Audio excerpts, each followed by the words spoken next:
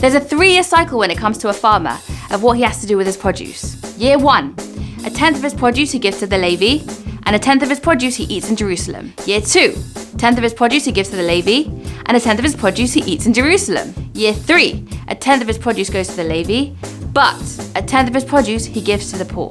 At the end of that 3-year cycle, he says something called Vidoy Maaseh, which is literally known as confession of the tithes. As part of that confession, he says, Asiti kachol asher sivitani. I have done all that you've asked me to do. And on that, Rashi explains those words to mean, I have rejoiced and I've caused others to rejoice. So what does it mean, I've rejoiced and I've caused others to rejoice? The explanation is, when I cause someone else to rejoice, that gives me the greatest pleasure. When the farmer gives his food to the poor, he rejoices himself. When I do things for other people, there is no greater happiness. It's the same thing. When you give tzedakah, you will be happy. I want to share with you a story that happened to me when I was 16 years old.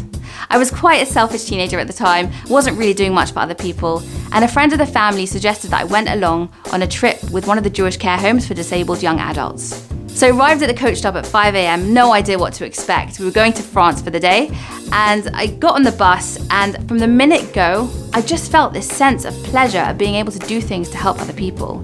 And it was really the first time in my life that I'd ever done that. And there was a moment that evening that just is ingrained in my memory because it was such a profound moment for me, which was, it was dinner time, and I'd had to put a bib on someone, and I had to cut up their food for them and feed it to them in their mouth. And yet, at that moment in that tiny little restaurant in France, cutting up someone's food and feeding it to them and wiping their mouth to catch the spills was one of the most happy moments of my entire life. And perhaps it's with this that we can understand the Rambam.